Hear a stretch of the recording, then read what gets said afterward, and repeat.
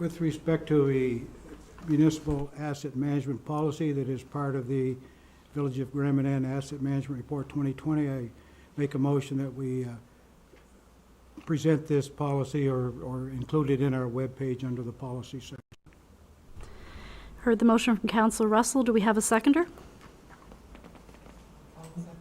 Seconded by Councillor Turner. Question? All those in favor? Aye. Contrary minded? Motion carried. Number 6, additions to the agenda. I have one which was on the table. It is a request for support from Grand Isle. They had a draft letter, so it's on village letterhead.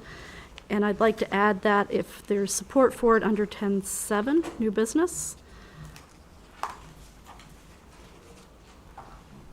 If someone would like to make a motion for me, because I can't do that since I'm in the chair. Make a motion to add it.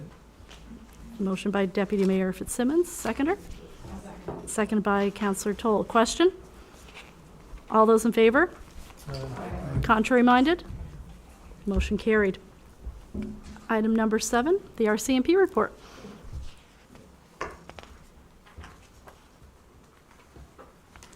Good evening, Madam Mayor and councillors. As the mayor mentioned this evening already, school is back up and running. The school zone is in effect, and as we can, we'll be out there in the mornings and afternoons just showing people we're there watching and hoping people are slowing down, watching out for the kids, as there's going to be a lot more traffic there and people walking along the road. Looking at our file count for the last just over a month from the last council meeting till today, this year we had 89 files and investigations. Looking at the same time period last year, we had 58. So a little bit of an increase this year. I just broke it down a little bit into some of the major areas that we saw. We had 10 quarantine and isolation checks. Most of those are people coming from the United States. We're sent out there to check on them and make sure that they're isolating as required. We had 7 files that were of a nature of uttering threats. 21 were driving complaints or collision reports, and that included 1 license suspension. We will be continuing throughout the fall to bring in some additional members, RCMP officers from the mainland, just to help provide coverage when we're down somebody either going away for training or vacation or something like that. And going forward, we're going to have a little bit more of a sporadic availability at the detachment. From February till now, we've had the luxury of having an extra officer here, and so that meant that I was on Monday to Friday and I was at the office generally throughout the week. Now that that situation has changed, I'll be working days and nights, so I won't always be there during the day. So I'm just reminding the public and everyone else that if they do require a criminal record check, they can call the administration line, which is 506-662-1210, and we can work with them to set an appointment up for when somebody is there and available. And as always, if people require police assistance, call 911 if it's an emergency. And there's also a complaint line for non-emergencies, which is 888-506-RCMP, which is 7267. And if somebody does happen to come to the detachment, whether or not somebody's there and answering the door, there's a phone outside, so the public can always pick up the phone, and that always does go through to a dispatcher as long as they wait. And so just because we might not be there doesn't mean somebody can't come and get help. I was asked last meeting about the amount of collisions, if there was a certain area that we're seeing more of those and if there's a reason for it. I've put that question out to our West District analyst, who has also been able to reach out to somebody who's more involved in traffic analysis.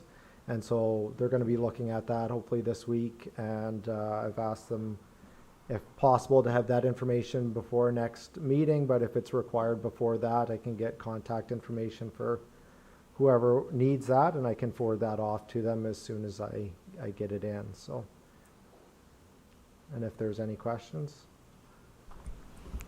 Any questions? You're getting off easy tonight. They're not that feisty. This is Thank good. you. Thank you. Next thing on the agenda is a 10-minute open session. Okay, I'm just going to keep moving right along to delegations or special speakers. Gannett Rock Lighthouse, we have Monica Ross, so thank you.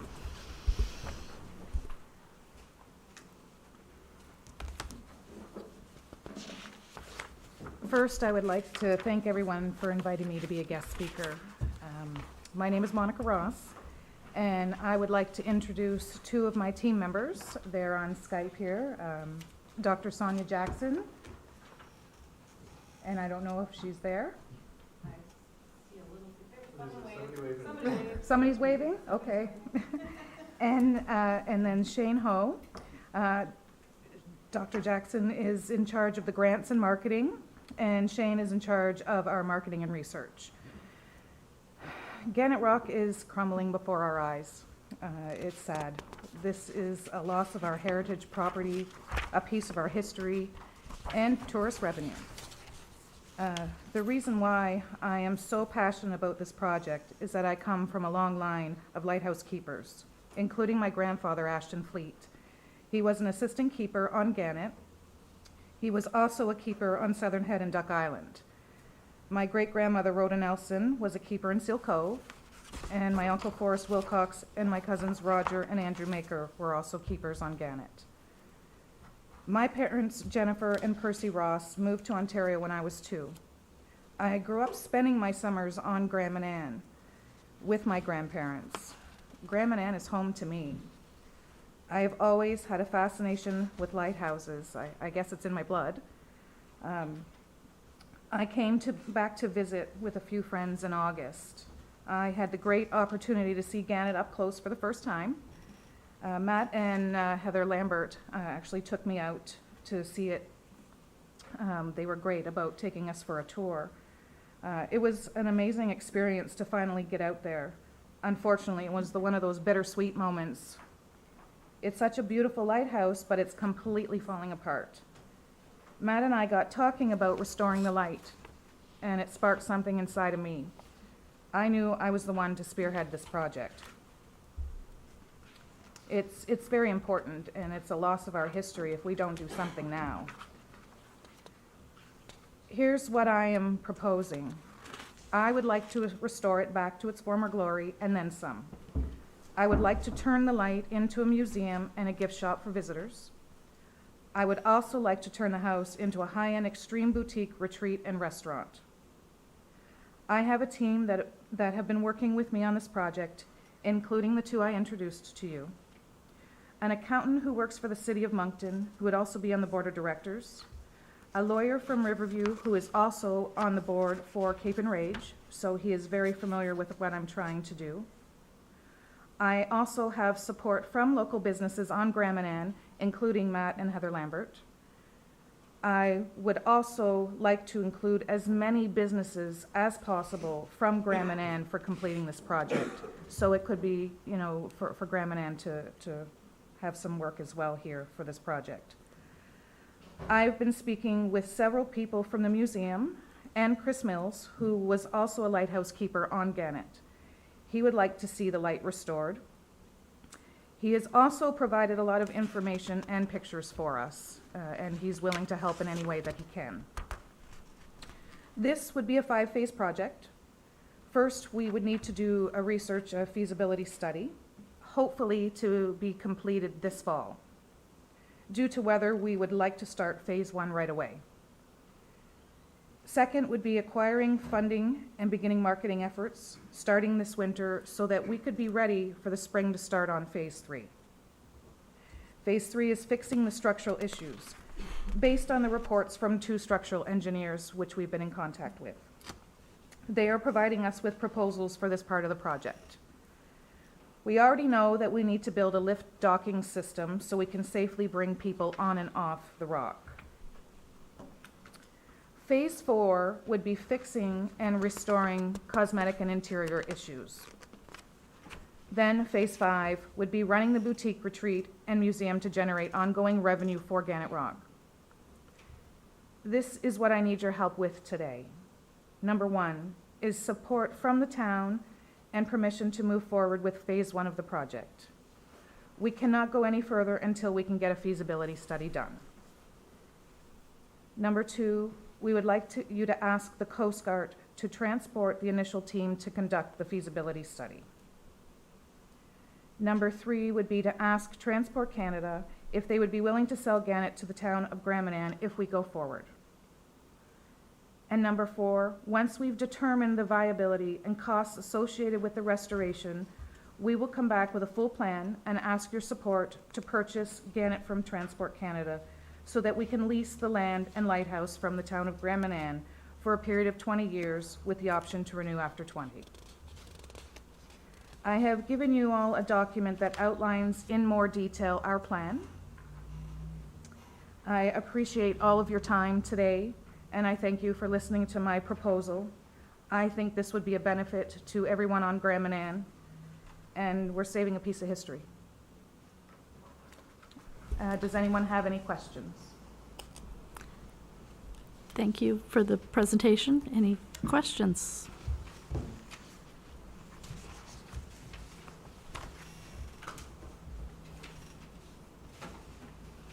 Who owns Gannett Rock now?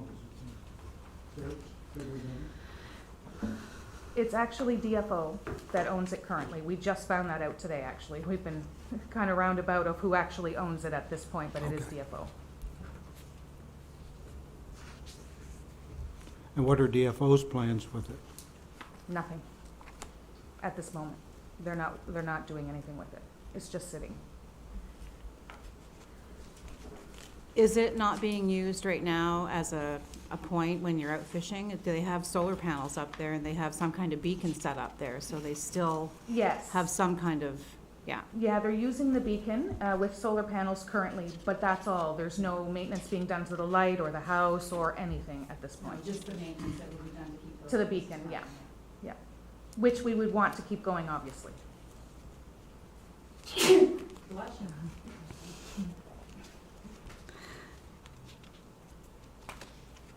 Anyone else? How would you propose to get customers to, patrons for the hotel and museum? I mean, I see that as a major obstacle.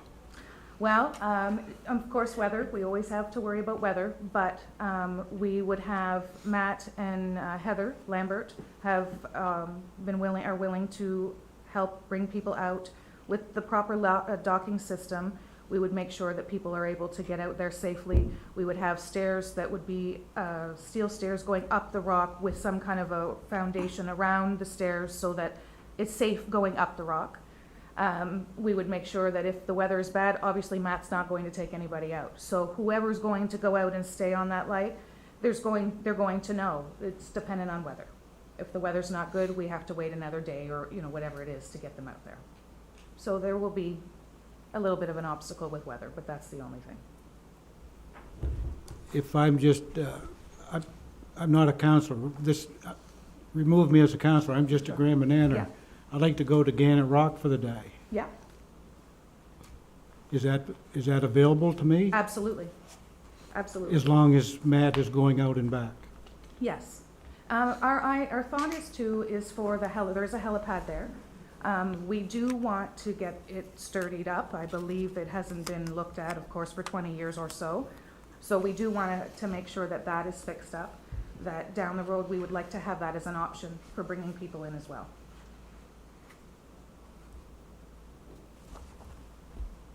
Well, I think it's a good idea. I see what they've done with the Swallowtail Lighthouse. That was in disrepair. It was going to fall off the mat. Yeah, And now it's one of the most iconic lighthouses in Canada. absolutely. So to see this go down the tubes, I don't know, I support you. I think it's for anybody to step up and take a job like this on. Kudos to you.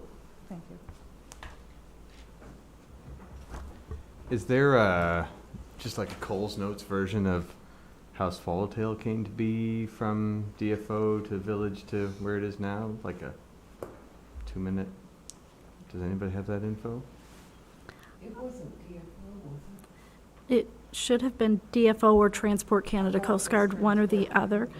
Wearing my not counselor hat like Counselor Russell, but my recollection of the time from my day job is that they stopped manning lighthouses. So much like Gannett, they maintained the navigational aids, but they stopped maintaining the buildings, and they started looking for interested groups to take them over. Municipalities being one of the first ones that were contacted, and then on down the line.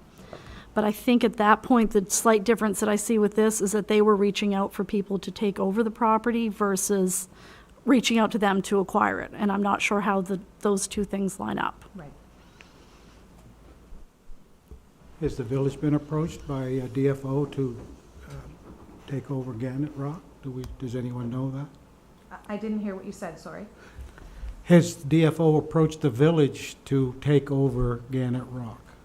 That's a question. To the best of my knowledge, not in the 9 years I was here, Okay. unless, No, not from my understanding, from anything I've read. A federal asset, what they normally do with it when they declare it surplus, they offer it to the province.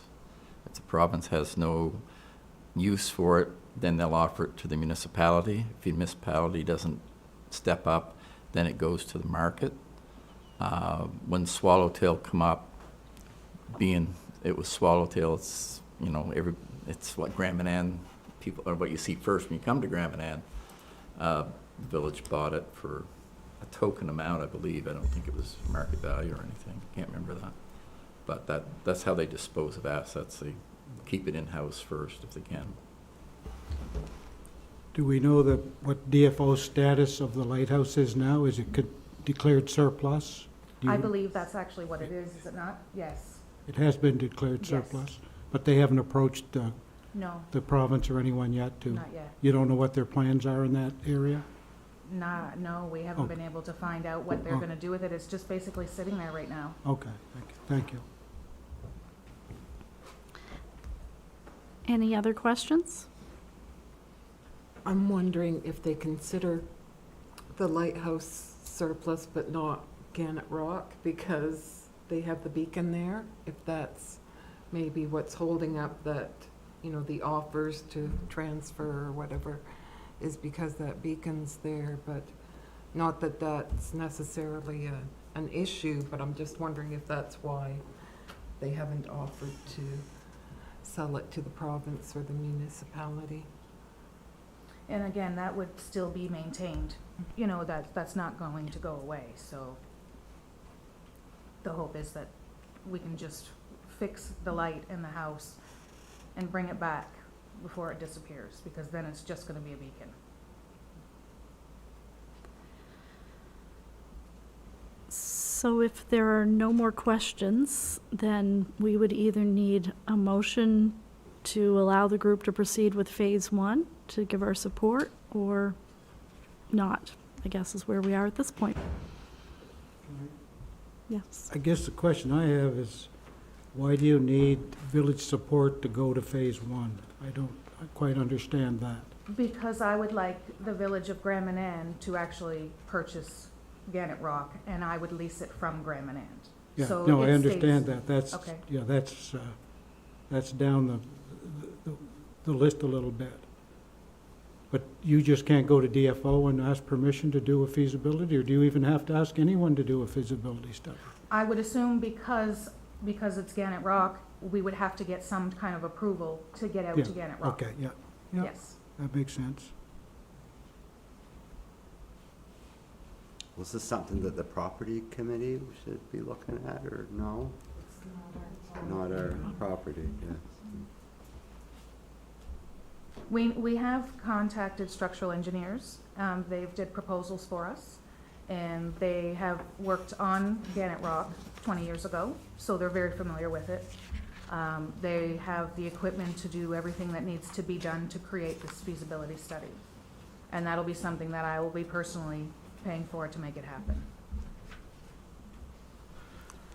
I wonder if maybe our first step should be, and we could put this in a motion somehow, to assist Ms. Ross in finding out the status of Gannett Rock, the property, yeah, whether it is being declared surplus or maybe we can assist and get to that first point and then move along after that.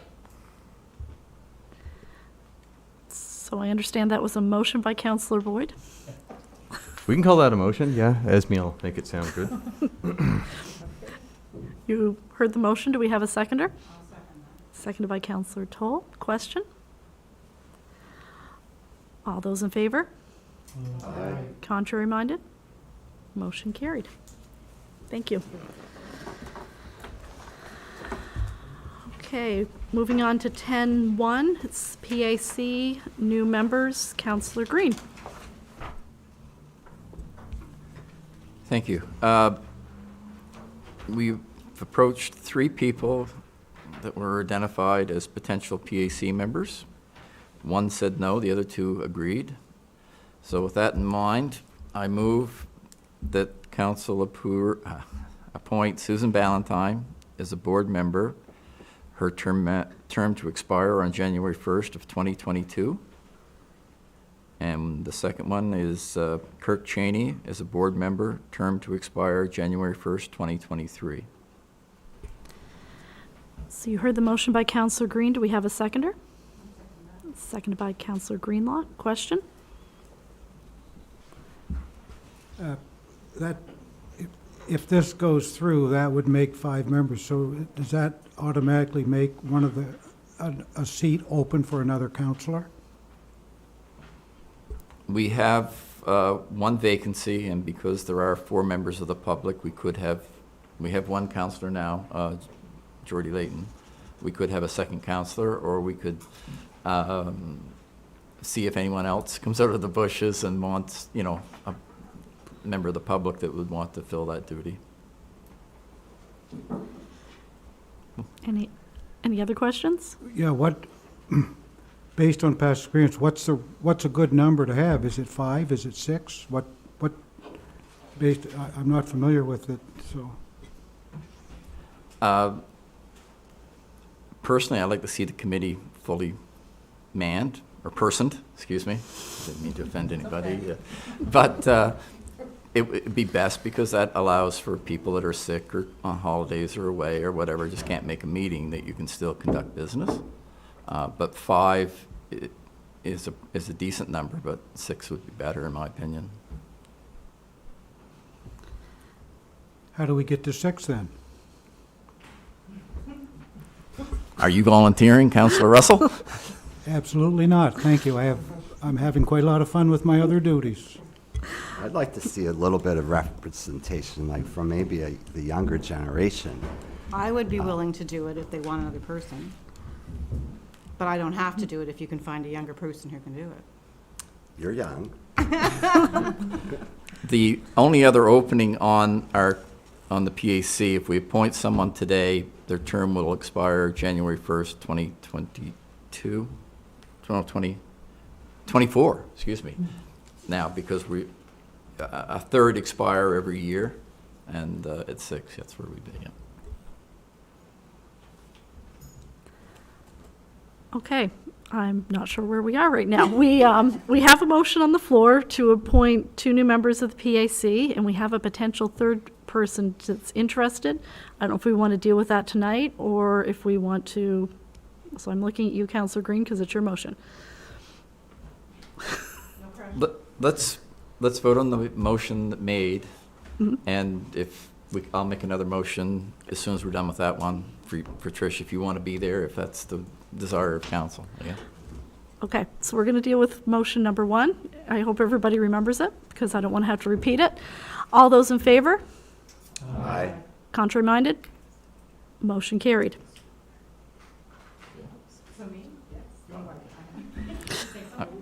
No, I'm just, no second thoughts. Okay, I move that we appoint Councillor Toll as the 6th member of our Planning Advisory Committee as a board member, term to expire January 1st, 2024. You heard the motion by Councillor Green. Do we have a seconder? I second it. Seconded by Councillor Layton. Question?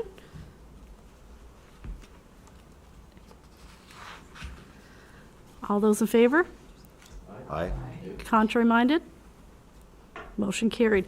I just need to check, did we have someone second that okay. Wasn't sure if we had a seconder on the first motion, and before we got ourselves in a lot of trouble, I thought we should best correct it before we moved along. So, moving on to 10.2, Rock in the Bay Music Festival, application for donation submitted by Graydon Brown. Open for discussion, and that would have been in our packages. This is our normal amount that we can make a donation for an off-budget item. So, And this is for next year or the one that already happened?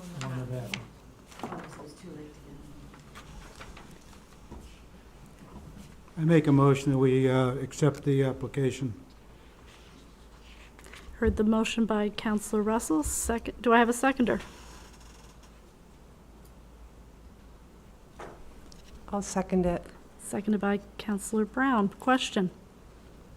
Was the application submitted after the concert?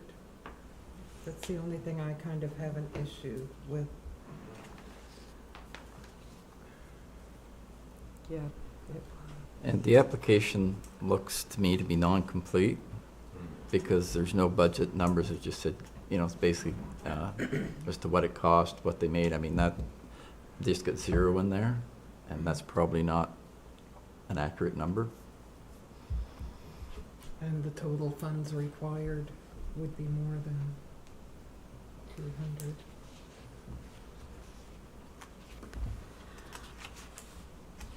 Okay, we have a motion on the floor. Are there any other questions? All those in favor? Aye. Aye. Contrary minded? Nay. I'm not sure I got a good count on that, but okay, I think we need to do hands. All those in favor, hand. Contrary minded? Motion defeated. Item 10.3, the capital investment plan, AKA the gas tax fund. AKA the gas tax fund. So most of you remember in the August meeting, we had presented to make an amendment to our 2014-2018 capital investment plan. So all this here is just some housekeeping items because we had to resubmit our 2019 to 2023 plan to reflect those changes we had done in our 2014-2018 plan, as well as we also received our annual top-up. So the top-up has to be allocated somewhere. So what we did was, in the 2019-2023 plan, we took out project number 7, which some of you may have remembered was the upgrade to the transfer station. Well, the upgrade for the transfer station is now in number 1, which was the amendment to the 2014-2018. So we removed number 7, but now we've made a new number 7, which is going to be new bridge construction / upgrades to municipal roads. This is, we found out where they're doing the upgrades from the culverts to the bridges, that the bridges are a capital project, no longer maintenance. So a capital project is available under the gas tax agreement. We are able to use the gas tax to pay for that. So what we've done is we've made the number 7 to include that. We're taking into consideration that the two projects are looking at our 50% contribution being about $75,000 each, totaling $150,000 for the Dock Road and the Hill Road, as well as we have to have a place to put the top up. So we've put the top up into number 7 as well, which gives us a total project fund for the roads at $314,853. So just to be clear, it's in that $314,000 is $75,000 for Hill Road, $75,000 for Dock Road, and the $168,000 top up that we just received from the province. Clear as mud. There'll be a pop quiz on this at the end of the meeting. Any questions about the capital investment plan? My only question would be on dates. I think we're kind of behind on what was supposed to go on the hill and dock roads. Are they still scheduled to be done this fall? They are currently there. They came today. They're supposed to do both the hill and the dock at the same time. They brought 2 bridges with them. And can't comment on the hill road, but I know at the dock road, just because I come that way, that they were there. So, but just to be clear, just because we moved to accept this tonight, clearly we've all learned from past experiences that you can amend this and we're not obligated to this at any time. So just to be clear, in case there was questions there. Any other questions? If not, I believe Councillor Russell has a motion for us. I move that the document entitled Village of Grand Manan amended 5-year capital investment plan for the, and we used to use the old word gas tax fund, but here's the new wording, Canada Community Building Fund. But I think with us, it'll be gas tax fund for a long, long time. Okay, that's just in brackets. Plan for the gas tax fund administrative agreement 2019-2023 be adopted.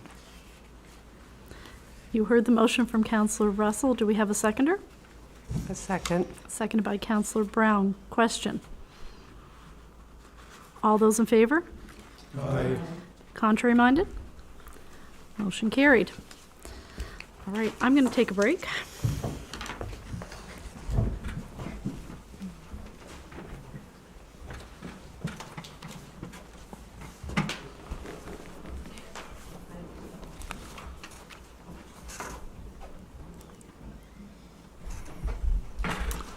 Okay, we have item 10.4, dredging material. Councillor Toll to speak. So exciting. I'm a little nervous. This is my first really important. Oh, no, I don't want to. Stop laughing, Kara. All right. We're having, as everyone knows, the North Head Wharf is being dredged up. That material is being piled on the side of the road, and eventually they want to bring that to our dump, to the transfer station, to cover our construction and debris site, which is full. It is as high as it can go, and we need to cover it. It seemed like a really good plan when you first hear it, and then you start. There's been a couple of studies done regarding this project to show what is in the dredging material as far as toxins or garbage, whatever is in there. One was done by Fundy Engineering, and one was done by GHD. If you really want to know what that is, it's about 5 lines long, but I can read it if anybody wants to ask me that later, which is a company that does worldwide surveys, and they did the surveys for these tests for Public Services and Procurement Canada for Fisheries and Oceans. We had a meeting and discovered some discrepancies between these 2 reports in the numbers that they were reporting. There was information missing from the Fundy Engineering report as well that didn't show up, but showed up on the other report. There is a line on that that really stands out, and if you see, I put it in our package, and it's that bottom line that is the cancer-causing agents, and what they should be per million or per whatever the parts are. I can't remember what the number was there. I couldn't really see it. I needed a magnifying glass. But it's 1 part per whatever. And what a lot of those numbers are coming at across that is way over that by not just a point or 2, but we're talking in the 40s. Some of them, I believe, are up into the 50s. And this is for the things that are the PAHs, which are polycyclic aromatic hydrocarbons, which are found in coal, crude oil, and gasoline products, which is a really surprising thing to find at a wharf. Not really. But these numbers are very high. We sent a letter to the Natural Resources, I believe it was, to find, because they had approved this, and there was some iffy things in there as well. So we requested some more information on these numbers, and that was forwarded to the fellow who did the the study for Fundy Engineering, and that was done early this week, Tuesday. We still have not heard back from that person, and I think if they were really interested in showing us that they had different numbers or better numbers, they would have been in touch with us somehow. So I just want to make aware that if this byproduct gets put up there and something happens afterwards, that we, the village, will be responsible for cleaning up the mess. And from the readings that we have done here, it just doesn't seem that this is safe enough to want near. They also omitted the curling rink when they were talking about the water and the wells. They said the closest well was 660-some meters away. The curling club is only 330 meters away from where this will all be dumped. So if it affects wells, or we don't know what's going to happen, and this is, in my opinion, this is not something that we would want to have to deal with later on. So we'd be solely responsible. The government would be not even helping out on this sort of project. So what I would like to do is to make a motion that we not accept this proposal. You heard the motion. Do we have a seconder? I'll second that. Seconder by Councillor Green. Questions? I think in maybe my first term on council, there were some possibilities of some building lots up that way too. Right. So Oh, yeah. that could be a further issue. That's Mhm. just a comment Yeah. more than a question, but I'm quite sure that's where they were located, was that like behind the curling rink or something. Okay, let's vote. Those for? Those for the motion? Aye. Contrary minded? Motion is passed.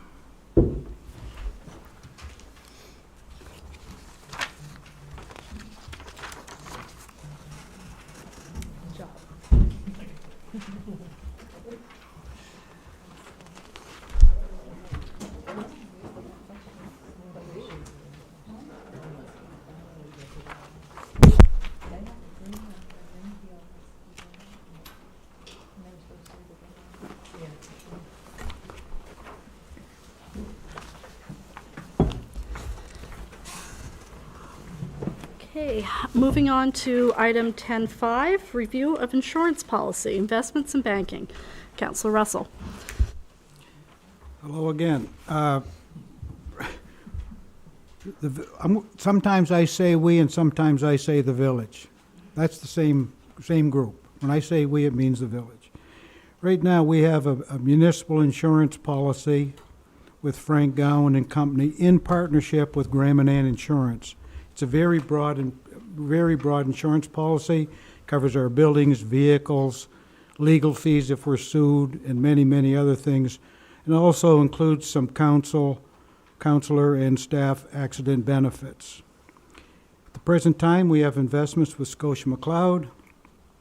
We do our day-to-day banking with Bank of Nova Scotia, where we get some interest and pay some fees on various accounts. We also have a policy with Assumption Life, primarily for the staff and council benefits. And this Assumption Life policy is a municipal, all the municipalities, I think, in New Brunswick are part of it, so it's like a group plan.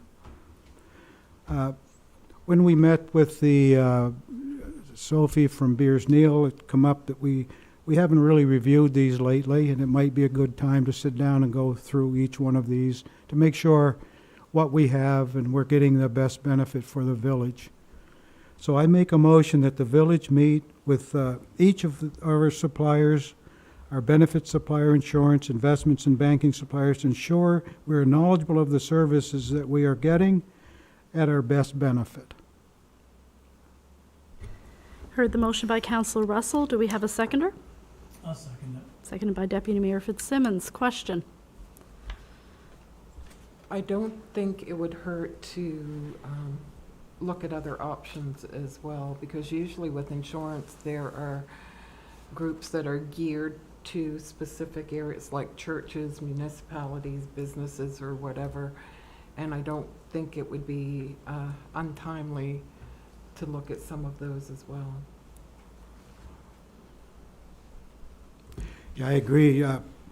it's no different than the insurances you have at home. You should review them once in a while and test the market.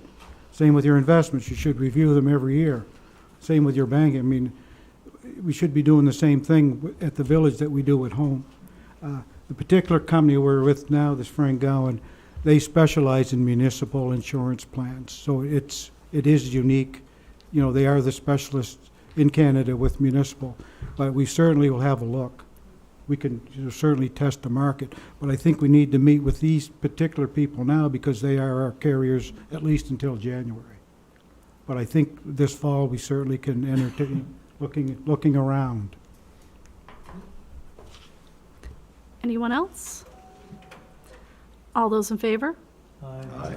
Contrary minded? Motion carried. Village website, Councillor Boyd. All right, as most of us know, our website leaves a little bit to be desired. It's a few years old, and it's, I guess, not real pretty, for lack of a better term.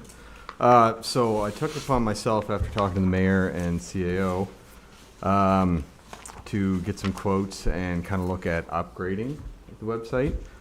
So in your packages, there's a couple of quotes, are kind of the two I narrowed down. It seemed the further we got from New Brunswick, the more expensive the price got.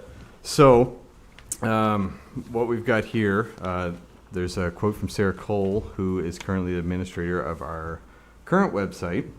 And if you want to, it's for $18.80. It's actually a little bit more. We spoke this weekend, and she did find us an email server to go through, and it would take her a little bit more time. I'm leaning myself towards the Big Bright Sun. They do a lot of municipalities. It is a little bit more expensive upfront cost, and then it would be in the vicinity of about $1,600 a year, and that gets us a pretty nice website, a really good mobile website presence, and it's also email hosting. The reason I kind of like to push the email hosting is that all of us now currently get our stuff through personal emails.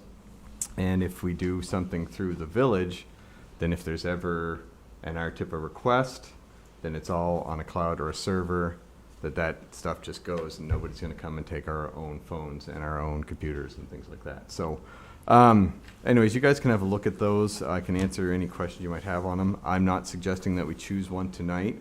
I did have a back and forth with Madam Treasurer, and I would like to just get this as a line item for the upcoming budget, and then we can kind of decide what route we want to go. So I guess the motion I'm making is that we put aside $5,000, and as you can see on that first quote, the most expensive quote, we won't even quite get that far, and that's a one-time, and then it won't be that much again. But if I'd like to put $5,000 in the budget for the upcoming year for website updates and ongoing maintenance.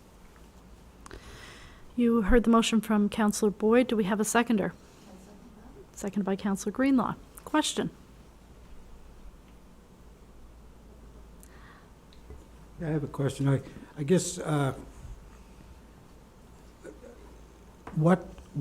we know what we want? Have we spec'd any of this? Is it, you know, or do they just come and say, here's what you should have? Or do we tell them what we should have? So I've had conversations with several different companies, and again, these are kind of the top two that I picked.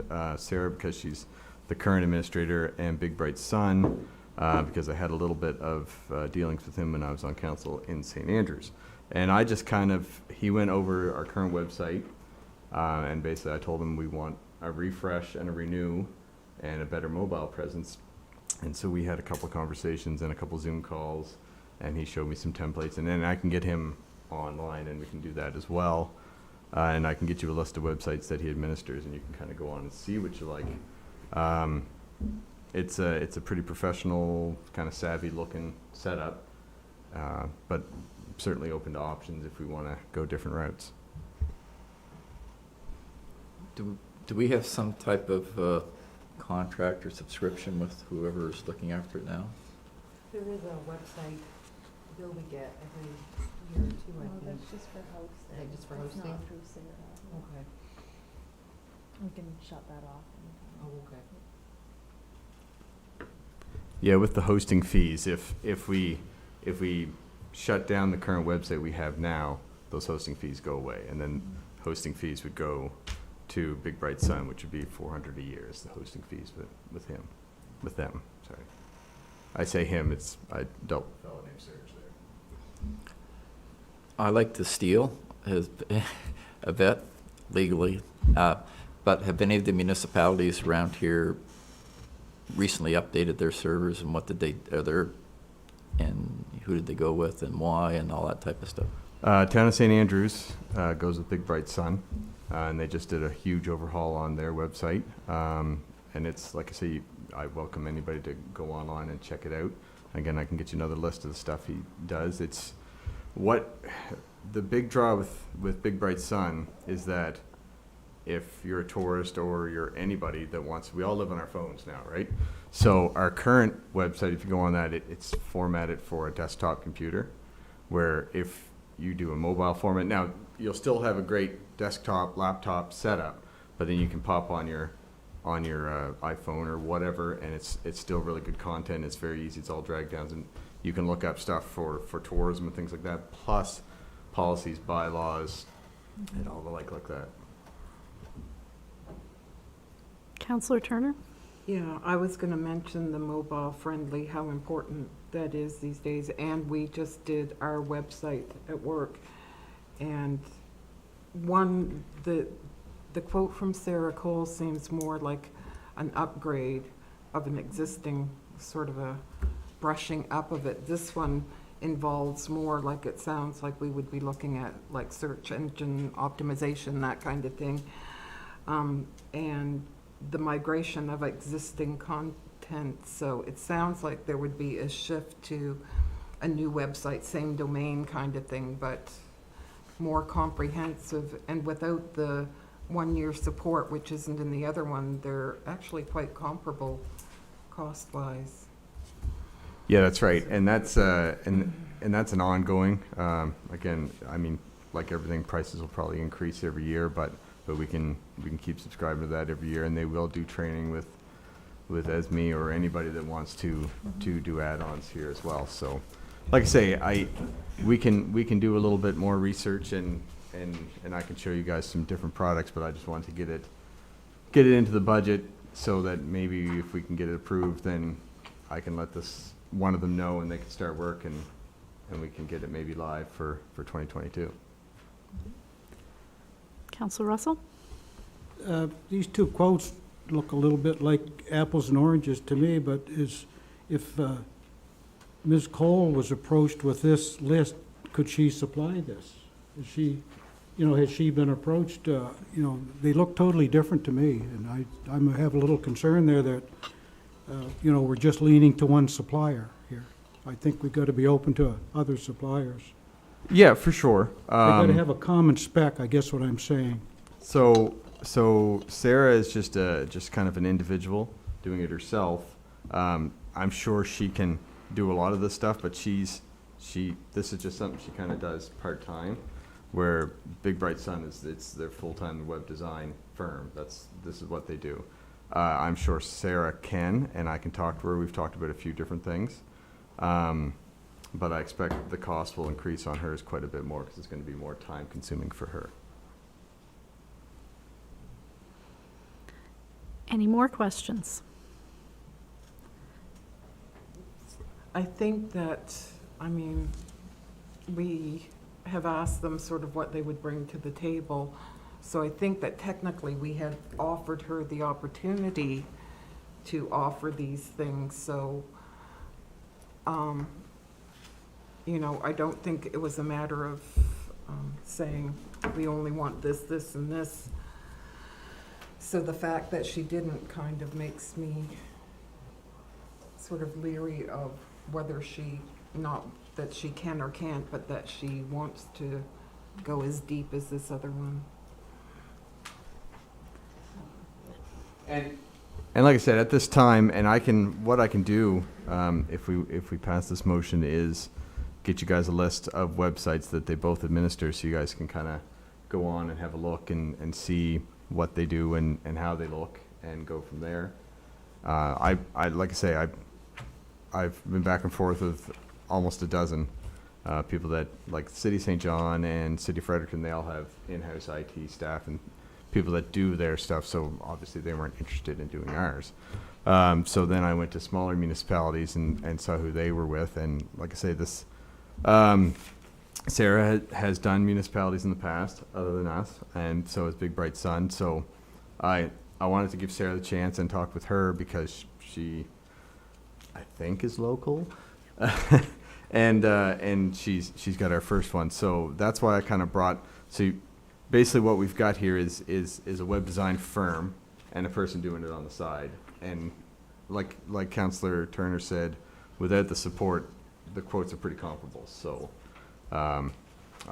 these were kind of the two I picked. I can get the rest that I've dealt with and bring them forward if you'd like, but I kind of thought that this was kind of our best two options.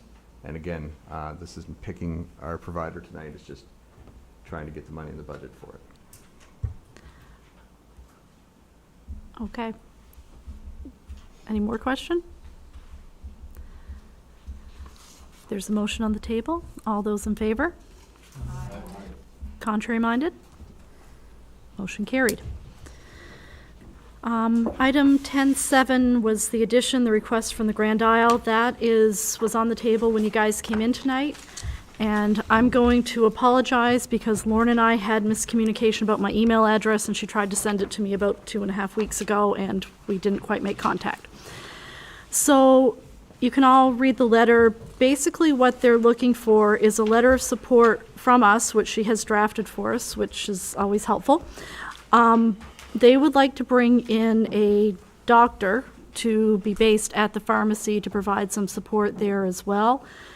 You see a lot of pharmacies on the mainland are doing this sort of thing as well. They've got somebody lined up, but they are looking for support from the village to proceed down this road.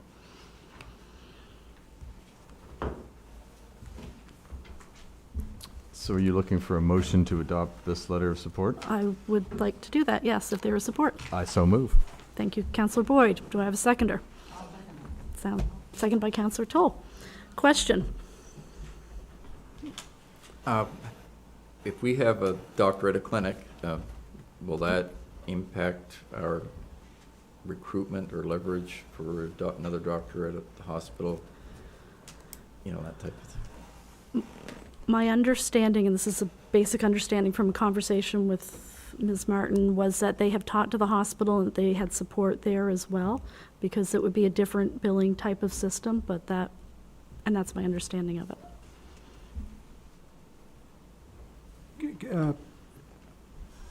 I guess it says there's over 900 patients that currently have no family practitioner.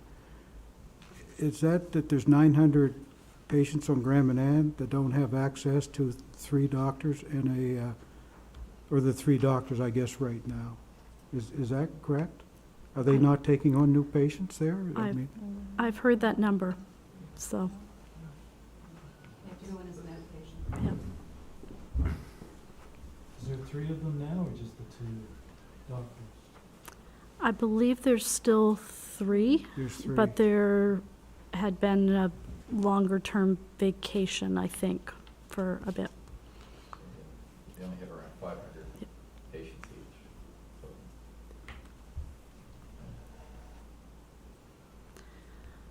Any other questions? The doctor in Halifax had 3,000 plus. Can I, just the understanding of this, it's a graduate of a medical doctorate. Does that mean he's licensed to practice medicine in New Brunswick? Because I understand occasionally when we try to recruit or help recruit, that's one of the drawbacks is they don't have a license for New Brunswick. He would have to. Yeah, Yeah, to be practicing as a doctor. yeah, okay, Yeah. yeah, okay. Okay, all those in favor? Contrary minded? Motion carried. Moving on to 11.1, the Rec Director's report.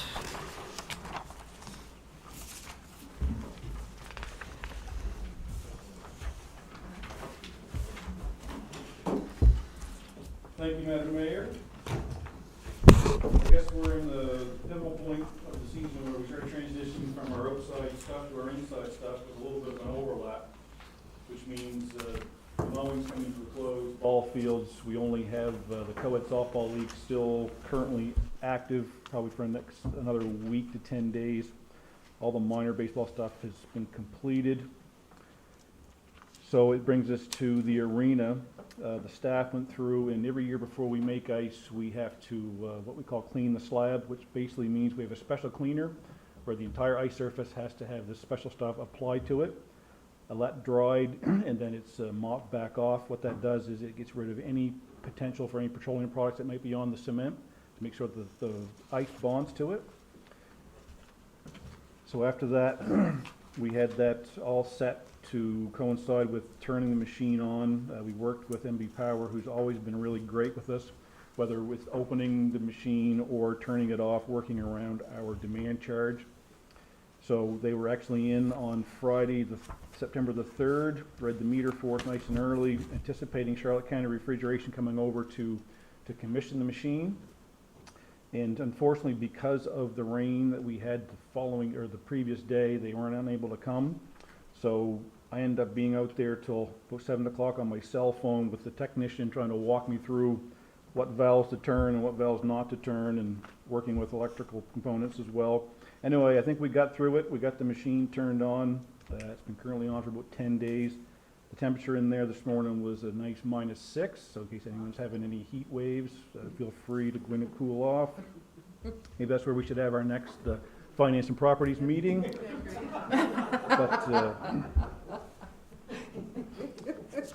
So the plan was to start making ice first thing this morning. That took a bit of a shift, which brings me to my next thing, the Seal Cove Ball Diamond in high school baseball. I know I had a conversation with Councillor Green, who was approached, as well as Mayor Morse, about the status of Seal Cove Ball Diamond for high school baseball.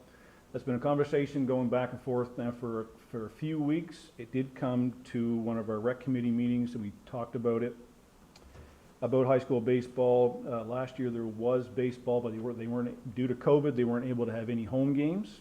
So it's literally been 2 years since the Seal Cove Ball Diamond has been used, which you can all imagine what happens to a ball field if you don't use it for 2 years.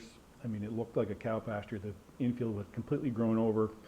Shrubs and alders and birch trees have come through all the fencing. So it was quite an undertaking. So the decision was kind of hard to decide whether or not to spend that money to fix that field up literally for 4 games for the high school, which ends up being 2 weekends. This year it happens to be, so it was going to be all over one weekend. But anyway, after talking about it, we decided we'd like to work with the school to help the kids so they could have these home games. So we had some money left over in the budget. So that was kind of the end of the conversation. But lo and behold, last Tuesday, through meeting someone coming out through the door at Home Hardware, was, oh, by the way, do you know you've got a game in 4 days? So it's safe to say that I had to make a call to the school to say, you know, listen, unfortunately, this isn't what you want to hear, but because of the timing, there's no way we can get that field ready for the weekend. I said, my recommendation to you would be to reach out to start the process of rescheduling, because if we have another week, we can certainly do our best to get that field ready. And that's what we're trying to do. We spent a couple of days last week that the rain didn't get us, and we shifted all day today. We haven't done anything with ice yet, which will delay the ice going in. But like our conversations around the office, come next April, no one's going to care that we started the ice machine a week late. So I had the rec staff down there all day today. We reached out to the school to say, you know what, it would really help us out a lot if the team down there practicing can take some equipment, maybe take some rakes and bush cutters to help do some of this grunt work. I mean, it doesn't take a lot of knowledge to do it. It's just man hours to get the stuff through. So anyway, we took some equipment down. We left some rakes, some cutters, and wheelbarrows, stuff like that, and they've been good so far with helping us try to get that ready for them. So they want to play down there as much as we want them to. The skate park's coming along very well. We had some asphalt come, I think last week. When I say asphalt, it wasn't any big amount. It's basically just to finish. There's a 6-inch gap between the end of the existing pavement and where the old concrete ramps that are at the end. We had to have a little bit of asphalt to transition from the pad to the ramp. That came last week, so now the kids were able to go from just hanging out on the ramp to be able to use the 3 or 4 structures that's in the other end, which is good because it kind of spreads everybody out. I think when I left here about 4:30, there was 25 kids out there all running around. You can also see an addition of a couple wooden box ramps kind of in the middle of it, of the parking lot or the pad, kind of between the 2 ramps, which it gives a good, I'm told there's a big flow pattern, and it's very important to make sure you get the right flow. Tanisha, I think Tanisha's doing a fantastic job. She's maintaining, I gave everyone a copy of her schedule at the last meeting. She's maintaining her current, weekly programs with her playground series. She's still doing her hiking, walking trails. I know she's been to the nursing home. She's also been up to Rotary Isle to work with them. She started last week when the kids were back to school. She had an after-school thing where the kids came here after school, had an open gym. I don't know if anyone was by here on Saturday. She had her touch-a-truck. She had 204 people, which was fantastic. It was great to see, because I think Tanisha's been a little disappointed in some of the numbers with some of the programs, but she was ecstatic when I talked to her later on Saturday with the amount of people that she had. So that was great. The last thing I've got here on my list is Epipens. Most of you probably weren't familiar with our Epipen program. A few years ago, the village funded an EpiPen program where we felt it was important to put both an adult and a junior EpiPen at certain locations around the community. Because we never know when someone might realize for the first time that they're allergic to something, and healthcare might be a long ways away. So we put them in key areas like the Anchorage Park, the swimming pool, the community center, both ferries. Because if you're in the middle of the ocean and all of a sudden you realize you had shellfish and you're allergic to shellfish for the first time, you're a long ways away from the doctor, so the EpiPen might be your life-saving material to get you to where you need to go. So those pens had recently run out, so I went back to the drugstore and renewed all of our EpiPens. So we just recently put some updated ones at the Anchorage, here at the community center, at the school, and I had to put on both ferries. So with that, that's the end of my report. Is there any questions? Any questions? Sorry. So the ball field will be ready, and they start playing this weekend? Saturday week, the teams will come on the 11 o'clock boat on Saturday. I had James Duell. James is running the tractor for Carter. He's one you see on the side of the road doing the bush cutting. I reached out to James to see if it was possible to hire the tractor. So I think he was down there for about 3.5 hours. And he's completely cut the bushes back on the left field and the right field line, as well as he went around the outfield fence. That machine is able to take the cutter and move it completely vertical, and he went along that fence to trim back some of the bushes. It looks 400 times better than it did. He done a fantastic job. There's a little bit of an issue with the fencing. That cutter is like a mulcher. It grabbed a hold of a birch tree and tried to suck that birch tree through the fence from the outside. So it's safe to say that the fence lost that battle, but that's no big deal. We can certainly repair that to get it ready. But as long as things go the way I hope that they will, that it'll be ready for the kids to play on Saturday. Good. That's great. Anyone else? Thanks, Chris. Thank you. 11.2, Transportation Committee. Councillor Layton. Thank you, Madam Mayor. Update on our road. September is a busy month with 3 critical infrastructure projects to be completed by month's end. Millbrook Bridge, Bloomisher Brook Bridge, and Thoroughfare Culvert. I'd like to mention the grooming of our roads being done by Carter Foster, as like CEO just mentioned. He's done an excellent job giving our roads a neat and manicured look. On behalf of the village, I'd like to recognize the above and beyond approach in keeping Grand Manan the beautiful island that it is, and extend our thanks to him. Adventure Refit. Our summer ferry schedule is ending coming this Sunday night, September the 19th. The Adventurer will be headed to St. John's, Newfoundland for refit, taking approximately 4 to 6 weeks. There will be 4 regular crossings for the traveling public aboard the Grand Manan 5, as utilized in the past. There will be a truck traffic trip that will depart in North Head at 11 p.m., layover, and return from Blacks Harbor at 5 a.m., with trucks having priority on that trip. The village has acquired services of Bev Brown to load and unload unmanned trucks. The village will pay for this service and will be reimbursed through coastal transport. It's going to be a busy traffic period for the Grand Manan 5, and we would recommend everyone utilize the reservation system and be on time for your departure. If residents could travel together for shopping and other travel-related reasons, would go a long way to alleviate some of the stress on the ferry system. And last but not least, the village has exhausted all options for improving our premium gas shortages. The layers of DTI and the lack of communications make it very difficult to address many of the issues and concerns regarding our local infrastructure. Namely, we are looking at a fare increase.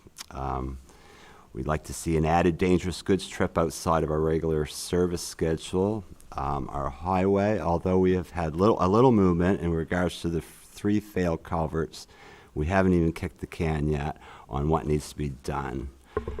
It seems impossible to get a copy of our highway asset management plan, which shows every asset and its condition related to Route 776 and all adjacent roads. This report is needed to give us a detailed analysis and a starting point for future investment.